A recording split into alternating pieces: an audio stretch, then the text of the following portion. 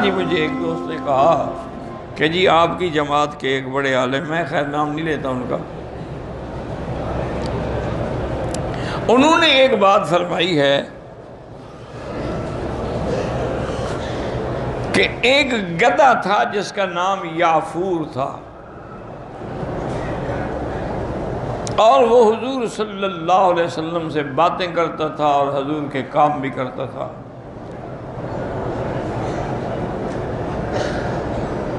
انہوں نے کہا کہ میں، چونکہ وہ اتنے بڑے عالمی ہیں، اتنے بڑے بزرگ ہیں، اتنے بڑے خطیب ہیں، ان کی بات کو ٹھکرا نہیں سکتا،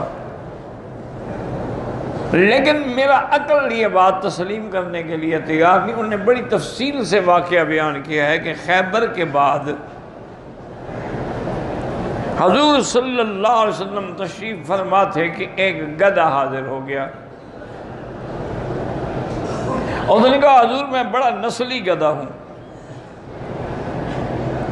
تمام انبیاء نے اپنے اپنے دور میں مجھ پہ سواری کی ہے، اب آپ آخری نبی ہیں اور میں بھی اپنی نسل کا آخری گدھا ہوں اور میرا نام یافور ہے، آپ مجھے اپنے پاس رکھ لیں۔ تو حضور پاک نے اس کو رکھ لیا۔ جب آپ کا کوئی خادم قریب نہ ہوتا اور آپ نے کسی کو بلانا ہوتا، مثلا سیدنا ابو بکر کو بلانا، یافور کو کہہ دے یافور جاؤ ابو بکر کو بلا کے لے آؤ، وہ دوڑتا اور جا کے ابو بکر کے دروازے پہ ٹکریں مارنی شروع کر دیتا۔ جب وہ اندر سے آواز سنتے کہ کون ہے تھی بے وقوفی والی، تو دروازہ کھولتے تو یافور کھڑے، وہ سمجھ جاتی کہ ہاں حضور نے بلایا ہے۔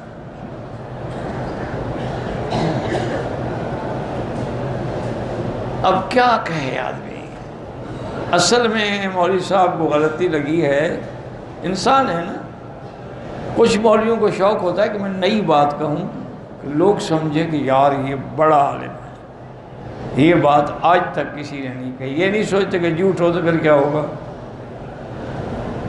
وقتی طور پر تو لوگ واہ واہ کر دیں گے، لیکن جب لوگوں کو پتہ لگے تو یہ جھوٹی بات ہے تو پھر کیا کہیں گے آپ کے بارے میں۔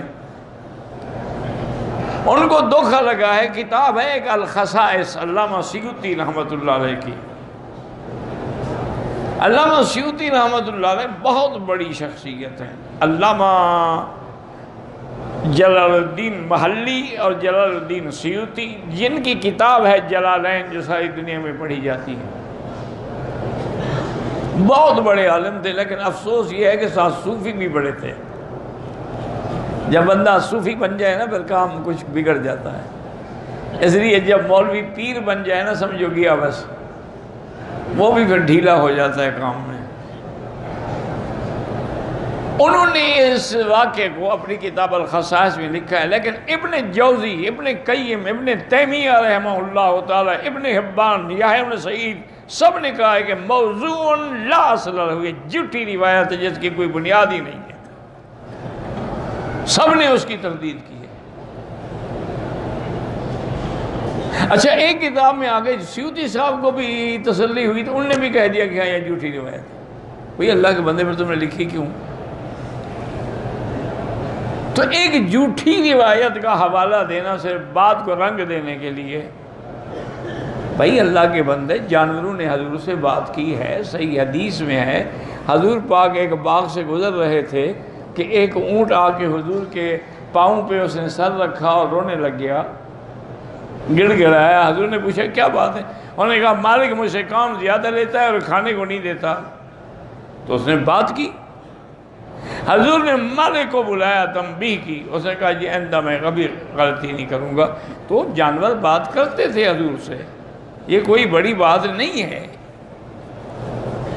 چیونٹی نے حضرت سلیمان علیہ السلام کے ساتھ بات کی، ہدہد نے بات کی، یہ کوئی بڑی بات نہیں، ہم مانتے ہیں۔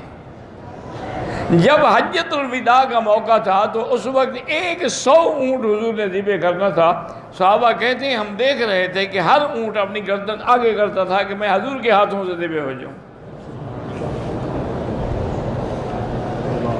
یہ حقائق ہیں، اس کا کوئی، لیکن جو واقعہ جھوٹ ہو اس کو نبی کی طرف منسوب کرنا یہ تو بہت بڑا جھوٹ ہے۔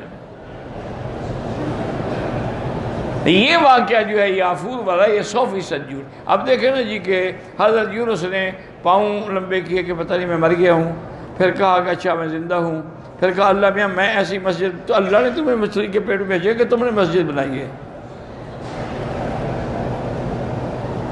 بھئی اللہ نے تمہیں مچھلی کے پیٹ میں قید کیا ہے نا، نہ اللہ تمہیں وہاں بھیجتے اور نہ تم وہاں سجدے کرتے اور نہ تمہیں وہاں تسبیحات کہتے. تو بعض روایات ایسی آ جاتی ہیں، اللہ تبارک و تعالی رحمت فرمائے. اسی لیے ہمارے علماء کا، محققین کا فیصلہ ہے، یاد رکھو کہ اگر قرآن و حدیث کی بات ہے تو آمنا و صدقنا. اگر کتب متقدمہ کی بات ہے، سابقہ کتابوں کی، اب جیسے دیکھیں نا کہ انجیل 4 انجیل ہو گئے، پتہ نہیں کس انجیل کی بات مانیں گے. اور چاروں انجیل اللہ کے طرف سے نہیں ہیں، ان کے شاگردوں نے لکھے ہیں. ان میں ایک بھی اللہ کی طرف سے نہیں ہے، شاگردوں نے لکھا ہے، اس میں واہی تھی باہی بھی سب لکھ دیے. تو اس میں علماء کا فیصلہ یہ ہے کہ اگر کتب متقدمہ کی روایت قرآن و حدیث کے مطابق ہو لے لیں گے، قرآن و حدیث کے مخالف ہو چھوڑ دیں گے. اگر نہ مخالف ہے نہ موافق ہے تو ہم نقل کر دیں گے، لیکن لا نصدقہ ولا نکذبہ، نہ کہیں گے سچی ہے نہ کہیں گے جھوٹی ہے، صرف نقل کر دیں گے. تو اس لیے ہمیشہ احتیاط رکھا کریں. بہرحال وہ بزرگ چونکہ زندہ ہیں، اللہ سلامت رکھے، اللہ ان کو توفیق دے کہ کچھ باتیں جو انہوں نے ایسی فرمائی ہیں اس کی اصلاح کر دیں. اصل مشکل یہ ہوتی ہے نا جی کہ جیسے دودھ ہے، بڑی طاقت والی چیز ہے نا جی، تو اس کا ہضم کرنا بھی تو آسان نہیں ہوتا نا. تو اسی طرح علم بھی بڑی طاقت والی چیز ہے، اور جب اللہ علم دیتا ہے اور عزت دیتا ہے، پھر عزت کو قابو رکھنا جو ہے نا وہ بڑا مشکل ہوتا ہے، پھر آدمی باہر نکلتا. ورنہ تو اللہ معاف کرے، اللہ معاف کرے، اللہ معاف کرے. بہت ساری ایسی روایات ہیں جو ہماری کتابوں میں لکھی ہوئی ہیں، لیکن وہ روایات یا ضعیف ہیں یا موضوع ہیں. یہ تو محدثین کا کام ہے نا، وہ دیکھتے ہیں.